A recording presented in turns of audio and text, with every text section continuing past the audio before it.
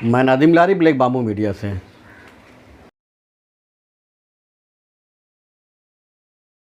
जंग आज़ादी में मुसलमानों का किरदार बहरहाल बहुत ज़्यादा नुमायाँ रहा है। उसकी सबसे बड़ी वजह ये है कि कई सौ साल की मुग़लिया सल्तनत की तारीख़ के बाद जब मुसलमानों के हाथ से हुकूमत छिन गई, तब उनको ही सबसे ज़्यादा तकलीफ़ थी कि हुकूमतें उनके हाथ से छिन गई हैं। चुनांचे अंग्रेज़ों के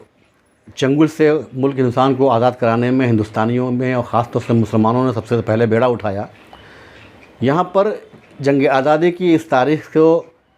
आपके सामने लाने से पहले ज़रूरी ये है कि हम आपको ये बताएं कि ईस्ट इंडिया कंपनी, जिसने हिंदुस्तान में अपने पंजे गाड़ने शुरू किए और बाद में ये कंपनी इतनी मजबूत हो गई कि इसने धीरे धीरे हिंदुस्तान के सारे इलाके को अपने कब्ज़े में ले करके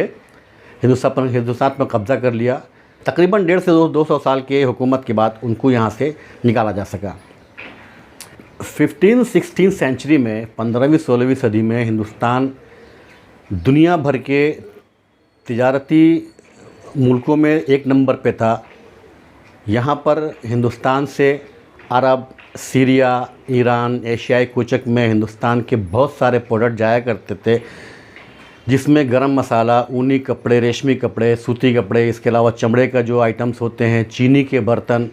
शक्कर और कागज़, ये सब आइटम्स हिंदुस्तान के दूर दूर तक मशहूर थे और हिंदुस्तान से बाहर जाया करते थे। और सबसे बड़ी बात यह है कि इन सारे आइटम्स की डील दूसरी कंट्रीज से सोने में होती थी, गोल्ड में होती थी, जिसकी वजह से हिंदुस्तान को सोने की चिड़िया कहा जाता था। चुनांचे हिंदुस्तान की इस शोहरत को देखते हुए 1578 में इंग्लैंड में ईस्ट इंडिया कंपनी के नाम से एक कंपनी शुरू की गई, जिसका मकसद ये था कि हिंदुस्तान में अपने तजारती मराकज़ को कायम किया जाए और वहाँ से इंग्लैंड तैयार किया जाए। 1600 ईस्वी में क्वीन एलिज़ाबेथ ने ईस्ट इंडिया कंपनी को फरमान जारी किया, जिसके अंदर उनको पूरा पावर दिया गया था। वो ईस्ट इंडिया कंपनी हिंदुस्तान में जाकर के अपने तजारती मराकज़ कायम करे और वहाँ से वो तजारत करके इंग्लैंड को फ़ायदा पहुँचाएँ। चुनांचे 1601 में अकबर बादशाह के हुकूमत के आखिरी वक्तों में ईस्ट इंडिया कंपनी हिंदुस्तान में आई और उसने छोटी छोटी जगहों पर अपने छोटे छोटे बिज़नेस शुरू किए। लेकिन 1608 में ईस्ट इंडिया कंपनी का एक सफ़ीर मिस्टर हॉकिंस के नाम से अकबर के दरबार में हाज़िर होता है, वहाँ से एक परवाना हासिल करता है, जिसकी वजह से सूरत में एक मरकज़ी कंपनी वहाँ पे कायम करने की याद मिलती है और वहाँ पे कंपनी अपना गोदाम शुरू करती है। उसके 7 साल के बाद एक दूसरा सफ़ीर सर थॉमस रो नाम का एक इंग्लिश बिजनेसमैन दरबार में हाज़िर होता है, आकर के एक नया परवाना जारी करवाता है, जिसमें सूरत, अहमदाबाद, बुरहानपुर, अजमेर, आगरा और खंबाट जैसे शहरों में ईस्ट इंडिया कंपनी गोदाम शुरू किए जा सकते हैं। ईस्ट इंडिया कंपनी ने जब हिंदुस्तान से लाखों का टर्नओवर इंग्लैंड भेजना शुरू किया, उसके बाद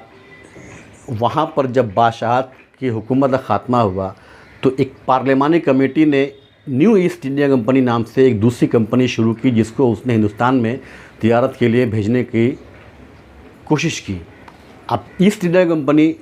चूँकि बादशाही हुकूमत की थी और ये नई company new east India company एक पार्लिमानी उमूर के तहत यहाँ भेजी गई थी, जिसको लेकर दोनों कंपनियों में काफ़ी टकराव हुआ और कई साल की इस टकराव के बाद आखिर न्यू ईस्ट इंडिया कंपनी को ईस्ट इंडिया कंपनी में मिला दिया गया। यहाँ पर गौर करने वाली बात यह है कि जब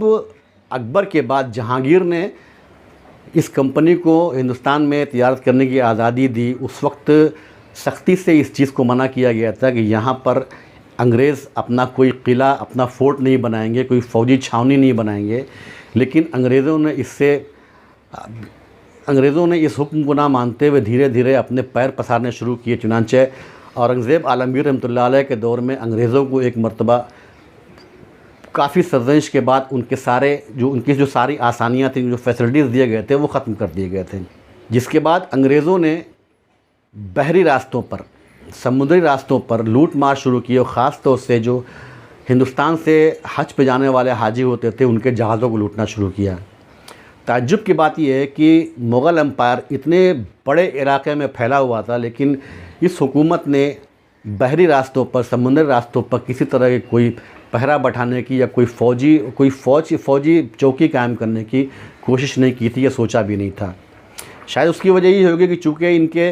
बहरी रास्तों, इनके बर्री रास्तों में खुश्की के रास्तों की जो फ़ौजें हैं वो इतनी मजबूत थी कि उनको उम्मीद नहीं थी कि बहरी रास्तों से, समुद्री रास्तों से भी कोई हमलावर हो सकता है। लेकिन जब हाजियों के काफ़िलों को लूटने के हादसा ज़्यादा होने लगे, फिर से मुग़ल हुकूमत ने अंग्रेज़ों को उनको राहत वापस कर दी, उनको वो फैसिलिटीज़ वापस दे दी, जिसके बाद ये लूट मार का सिलसिला ख़त्म हुआ। लेकिन यहाँ पर औरंगज़ेब आलमगीर रहमतुल्लाह अलैह के ज़माने के बाद जब मुग़ल सल्तनत धीरे धीरे टुकड़ों में बँटनी शुरू हुई, कमज़ोर होनी शुरू हुई, तो अंग्रेज़ों ने यहाँ पर अपनी पुरानी पॉलिसी लड़ाओ और हुकूमत करो पर अमल करते हुए अंग्रेज़ों ने यहाँ पर रजवाड़ों को, राजाओं को, महाराजाओं को, नवाबों को, जागीरदारों को साथ को सपोर्ट करना शुरू किया, उनका साथ देना शुरू किया, उनको ख़रीदना शुरू किया। चुनांचे धीरे धीरे मुग़लिया सल्तनत कमज़ोर होती चली गई और उसके बाद अंग्रेज़ों ने अपना कब्ज़ा हिंदुस्तान पर जमाने का जो ख्वाब था वो पूरा करना शुरू कर दिया। ख़ास तौर से अंग्रेज़ी कंपनी ने इंग्लैंड की हुकूमत की मदद से यहाँ पे जब फ़ौजी चौकियाँ और किले कायम करने शुरू किए, उस वक्त हिंदुस्तानियों में ख़ास तौर से आम जो आवाम थी उनके अंदर बेचैनी तो बहुत पाई जा रही थी। लेकिन अंग्रेज़ी हुकूमत के ज़रिए ईस्ट इंडिया कंपनी ने अब तक के जो भी फरमान हिंदुस्तान में जारी किए थे वो उस वक्त के मुग़ल बादशाह के नाम से जारी किए थे, जिससे आवाम ये नहीं समझ पा रही थी कि ये अंग्रेज़ों के फरमान है या हिंदुस्तान के उस वक्त के बादशाह के फरमान है। लेकिन धीरे धीरे जब ईस्ट इंडिया कंपनी ने कलकत्ता और मद्रास में अपनी फ़ौजी अड्डे कायम करने शुरू किए, फ़ौज की छावनियाँ बनाने शुरू की, किले बनाने शुरू कर दिए, लेकिन इस ख़तरे को सबसे पहले बंगाल के जो हुक्मरान थे अली वर्दी खान, उन्होंने महसूस किया और 1754 में 1754 में उन्होंने कलकत्ता के फोर्ट विलियम और डायमंड हार्बर जो अंग्रेज़ों का बहुत बड़ा मरकज़ था, वहाँ पर उन्होंने फोर्ट विलियम पर हमला करके अंग्रेज़ों को वहाँ से भगा दिया। जिसके बाद अंग्रेज़ डायमंड हार्बर पर पनाह लेने में मजबूर हुए। वहाँ पर अंग्रेज़ों को पहली मरतबा ये एहसास हुआ कि हिंदुस्तान पर कब्ज़ा करने की जो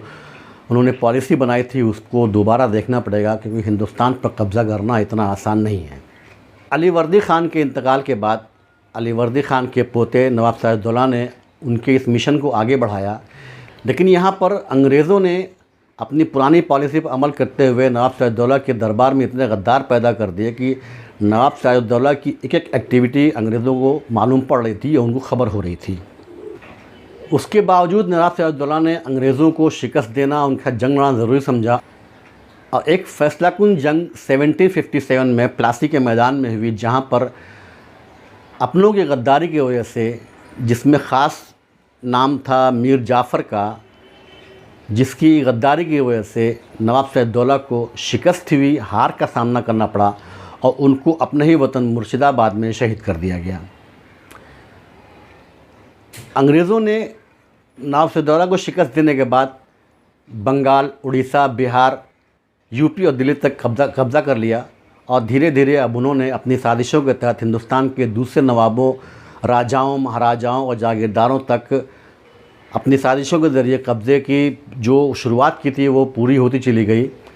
आज का एपिसोड हम यहीं ख़त्म करते हैं। दूसरा एपिसोड हम जल्दी आगे आपके सामने पेश करेंगे, जिसमें हैदर अली ख़ान और टीपू सुल्तान की जंगों का जिक्र करेंगे। उसके बाद किस तरह से हिंदुस्तान पर अंग्रेज़ों का कब्ज़ा हुआ ये भी हम आपको बताएंगे। जब तक के लिए देखते रहे हमारा चैनल ब्लैक बाम्बू मीडिया।